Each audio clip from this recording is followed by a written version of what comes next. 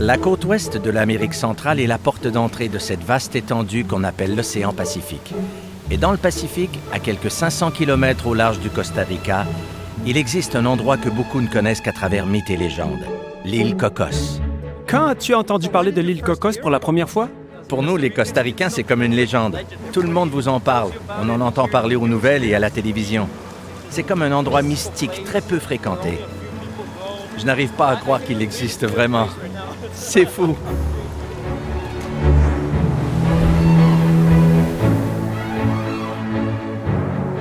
Imagine le décor tropical des histoires de naufrage et de films de pirates. C'est ça l'île Cocos. Mais nous y allons parce qu'on y retrouve aussi un des plus incroyables rassemblements de vie marine. Une variété de poissons, de tortues et surtout de requins. Pour beaucoup de ces animaux, comme le requin marteau à licorne, Cocos est une halte migratoire importante, alors qu'ils se déplacent d'un endroit à l'autre dans ce vaste océan.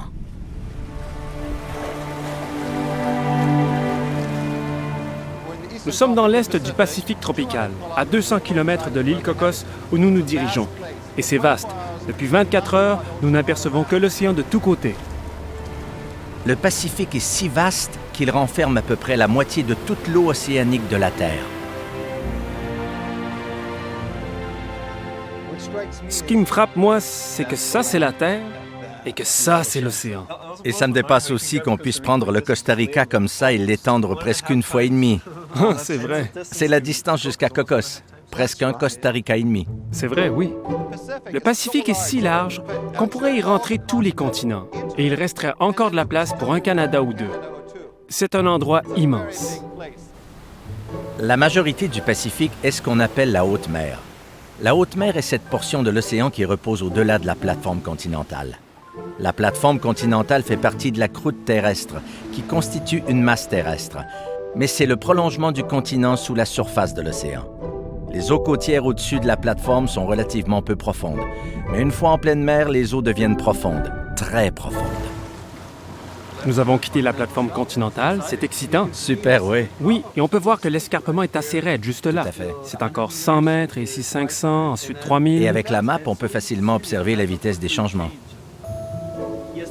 C'est à cause de la zone de subduction.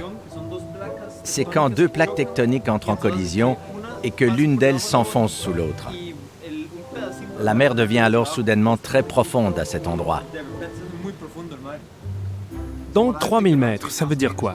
Ça veut dire 6 fois la hauteur de la tour du CN, qui est l'édifice le plus haut du Canada. Waouh, c'est énorme! Et elle a déjà été la plus haute structure au monde. Incroyable. On en empile 6, une par-dessus l'autre. C'est beaucoup. C'est profond. C'est tellement grand, c'est presque inimaginable.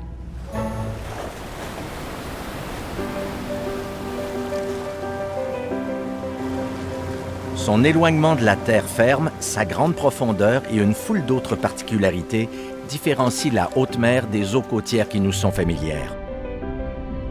Ici, la migration est une stratégie de survie courante parmi plusieurs espèces.